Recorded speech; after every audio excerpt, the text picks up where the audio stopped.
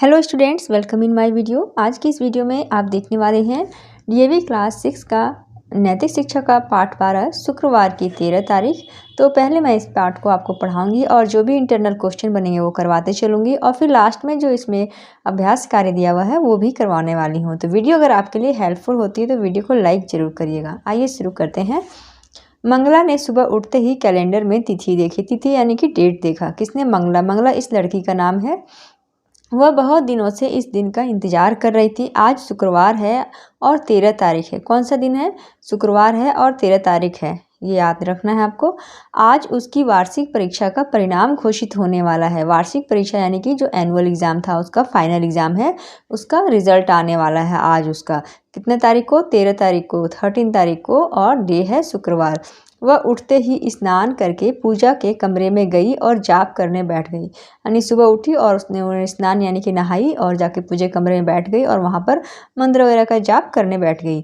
उसकी दादी ने उसे बताया था कि परीक्षा के परिणाम वाले दिन उसे जाप करके ईश्वर का आशीर्वाद लेना चाहिए। प्रार्थना समाप्त होते ही वह माँ के पास रसोई घर में जा खड़ी हुई।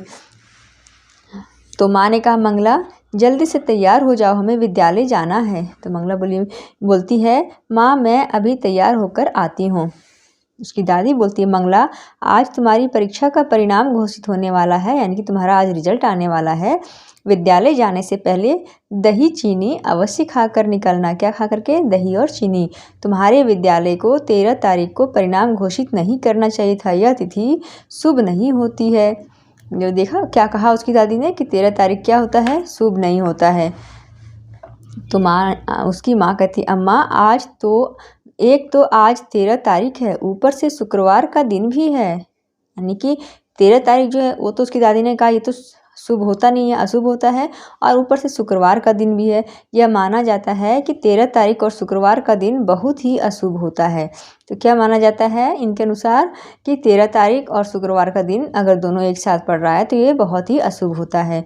मैं तो सुबह से ही बहुत घबराई हुई हूँ। मुझे पूरा विश्वास है कि आज का दिन बहुत अच्छा नहीं जाएगा। यह सुनकर मंगला बहुत घबरा गई। मंगला कौन? ये जो लड़की, छोटी लड़की है, ये बहुत घबरा गई। वैसे तो वह एक बहुत ही मेहनती और मेधावी छात्रा थी, परंतु उसके परिवार के सभी व्यक्ति शुभ और अशुभ में बहुत विश्वास करते थे। तो उसके परिवार के लोग क्या चीज़ में विश्वास करते थे? शुभ और अशुभ में। माँ और दादी के विचारों ने उसे अंदर तक हिला दिया। तो मंगला कहती है, माँ मैं तैयार हूँ, क्या आप मेरे साथ विद्यालय चल रही हैं? तो माँ ने कहा, हाँ मंगला मैं आ रही हूँ, पहले यह दही चीनी खा लो। तो दादी माँ कहती हैं, मंगला मेरे पास पूजा के कमरे में आओ, मैं तिलक लगा दूँ, तुम्हारी नज़र उतार दूँ और साथ ही यह ताबीज़ बांध दूँ ताकि तुम्हें किसी की बुरी नज़र ना लग जाए। सभी अपने अपने तरीके से उसके शुभ के लिए कार्य करने लगते हैं। तो दादी ने खूब सारी मिर्च को आग में डालते हुए मंगला की नज़र उतारनी शुरू कर दी। नज़र उतारते ही वह बार बार कहती रही, बुरी नज़र वाले तेरा मुंह काला। तभी दादी ने देखा कि मंगला के गले में सिद्धेश्वर बाबा का दिया हुआ काला धागा नहीं है। तो किसी सिद्धेश्वर बाबा से लेकर के काला धागा मंगला के गले में पहनाया गया होगा, तो वो उसके गले में नहीं था। उन्होंने कुछ ही दिन पहले मंगला के गले में एक काला धागा बांधा था, क्योंकि मंगला अक्सर बीमार हो जाती थी। तो उसके गले में काला धागा क्यों बांधा गया था? क्योंकि वो अक्सर बीमार हो जाती थी, इसलिए। दादी को पूर्ण विश्वास है कि ऐसा इसलिए होता था क्योंकि उसे किसी न किसी की नज़र लग जाती थी। फिर मंगला कहती है, दादी जो भी करना है ज़रा जल्दी कीजिएगा, मुझे विद्यालय के लिए देर हो रही है। तो दादी कहती है, मंगला मैंने तुम्हारे गले में जो काला धागा बांधा था वह कहाँ है? तुमने उसे क्यों उतार दिया? मैं सिद्धेश्वर बाबा से उस धागे की पूजा करवा कर लाई थी, ये तुमने बहुत गलत किया है। तो मंगला कहती है, दादी वह धागा अपने आप टूट गया था, मैंने उसे नहीं उतारा, मेरे कमरे में है, लौटकर आऊँगी तो उसे दोबारा पहन लूँगी। अभी माँ और मंगला घर से बाहर जाने के लिए निकले ही थे कि मंगला का बड़ा भाई सात्विक उनके पीछे चिल्लाता हुआ दौड़ा। मंगला का भाई का बड़ा भाई जो था उसका नाम था सात्विक। यह देख माँ और दादी दोनों बहुत नाराज़ हो गई, क्योंकि वो पीछे से चिल्ला रहा था। तो दादी ने कहा, सात्विक तुम्हें बिल्कुल भी समझ नहीं है, जब कोई घर से ज़रूरी काम के लिए जा रहा होता है तो उसे पीछे से आवाज़ नहीं लगाते। आज तो एक के बाद एक अपशगुन हो रहे हैं। सात्विक कहता है, दादी मैं मंगला को उसका आई कार्ड देने के लिए पुकार रहा था। उसका आई कार्ड घर पे छूट गया था तो वही देने के लिए उसको पुकार रहा था। वह अगर अपने कागज लिए बिना विद्यालय चली जाती तो मुझे ही उसके पीछे विद्यालय तक जाना पड़ता। दादी कहती है, परंतु पीछे से पुकार कर अपशगुन तो कर दिया। तो मंगला यह सुनकर जोर जोर से रोने लगी। अब तो उसे पूर्ण विश्वास हो चला था कि उसे अच्छे अंक मिलने तो दूर, वह शायद इम्तिहान में उत्तीर्ण भी ना हो पाए, यानी कि अब वो पास भी नहीं हो पाए, क्योंकि सुबह से सब दादी और माँ उसकी क्या कितने सारे अपशगुन के बारे में उसको बताई जा रही थी। माँ कहती है, मंगला घबराओ नहीं, हम थोड़ी देर बैठ जाते हैं, अभी हमारे पास समय है, हम समय पर विद्यालय अवश्य पहुँच जाएंगे। ये दोनों थोड़ी देर बैठ जाती हैं। मंगला कहती है, माँ अब क्या होगा, आज तो बार बार अपशगुन हो रहे हैं। तो माँ कहती है, घबराओ नहीं, सब ठीक ही होगा। जैसे ही माँ और मंगला कुछ समय पश्चात विद्यालय के लिए निकलने लगी, तभी पड़ोस की काकी जो अपने घर के बरामदे में खड़ी थी जोर से छींक पड़ी। बस फिर क्या था, घर में तो जैसे हाय तबाह मच गई। देखिए यहाँ पड़ोस में थी वो उन्होंने छींक मारा। तो माँ कहती, आज एक के बाद एक अपशगुन होते जा रहे हैं। मुझे पूर्ण विश्वास हो चला है कि इस बार मंगला परीक्षा में उत्तीर्ण नहीं हो पाएगी। दादी कहती, थोड़ी देर और रुक जाओ।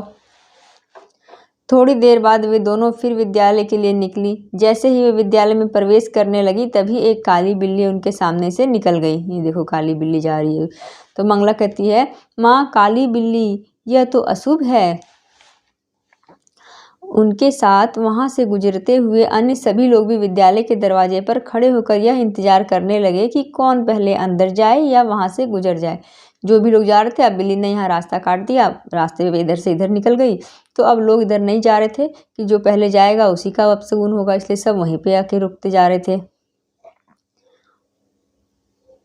तभी विद्यालय के अंदर से एक बस बाहर की तरफ निकली और लोगों ने चैन की सांस ली। तो स्कूल से बस जो है वो बाहर निकली, तो फिर लोगों ने चैन की सांस ली और फिर वे अंदर गए। सभी विद्यार्थी मुख्य कक्ष की तरफ चल दिए, जहां पर परीक्षा के परिणाम का वितरण किया जाना था। मंगला और उसकी माँ दोनों ही बहुत दुखी और व्यथित लग रही थी, क्योंकि सुबह से उनके साथ उनके अनुसार सब चीज़ अपशगुन हो रहा था, इसलिए दोनों ही बहुत दुखी और परेशान थी। थोड़ी देर बाद परीक्षा परिणाम की घोषणा शुरू हुआ। प्रधानाचार्य के अभिवादन के बाद, यानी कि जो प्रिंसिपल थे उनके अभिवादन के बाद विद्यार्थियों के नाम पुकारे जाने लगे। मंगला की कक्षा की बारी आते ही अध्यापिका ने सबसे पहले मंगला का नाम पुकारा और साथ ही घोषित किया कि इस वर्ष वह कक्षा में प्रथम आई है। तो क्या घोषित किया उसकी अध्यापिका ने कि मंगला इस वर्ष कक्षा में प्रथम आई है। अध्यापिका कहती है, मुझे यह बताते हुए बहुत हर्ष हो रहा है कि कक्षा 6 के सभी अनुभागों में मंगला प्रथम स्थान पर आई है। सभी अनुभागों यानी कि जितने भी सेक्शन है क्लास में, उन सभी सेक्शंस में ये फर्स्ट आई है। यह सुनकर मंगला और उसकी माँ अचंभित रह गए, यानी कि एकदम सरप्राइज रह गए, आश्चर्यचकित रह गए। उन्हें अपने कानों पर विश्वास नहीं हो रहा था।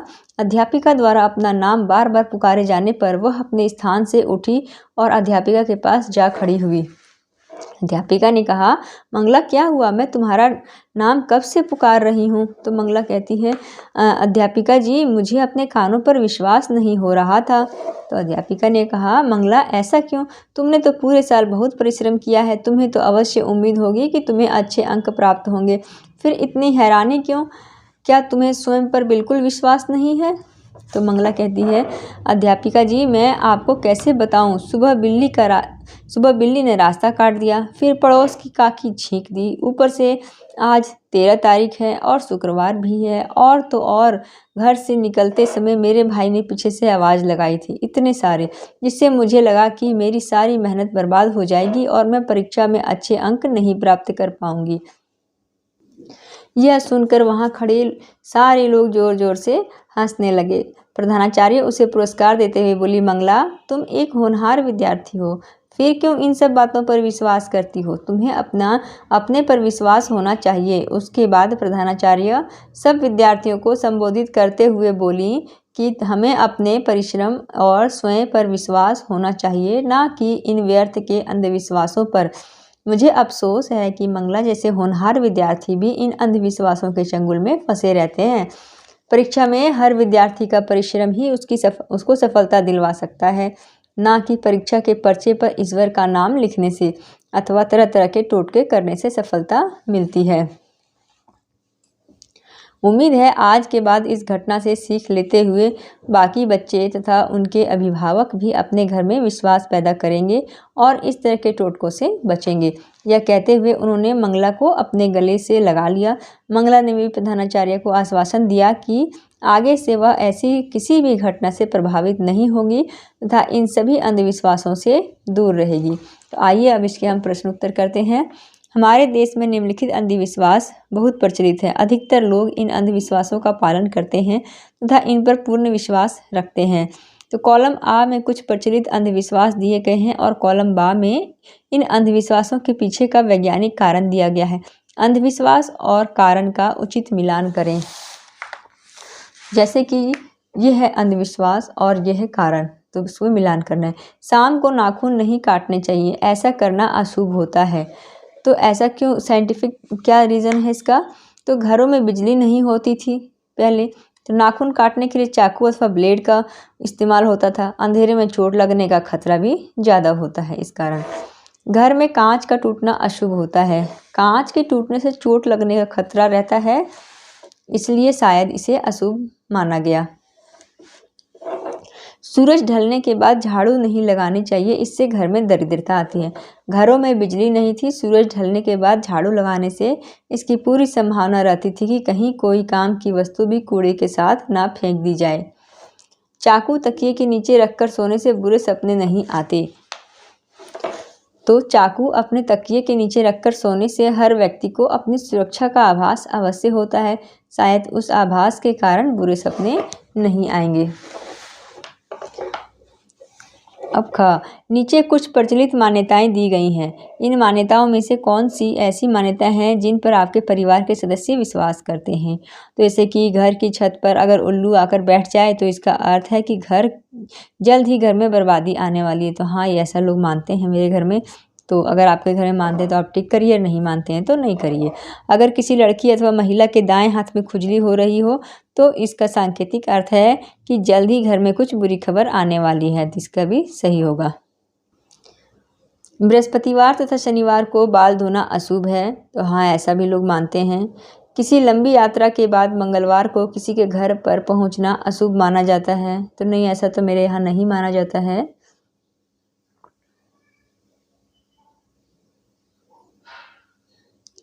शनिवार को लोहे अथवा अन्य धातु का सामान खरीदना अशुभ होता है, हाँ, ऐसा भी माना जाता है।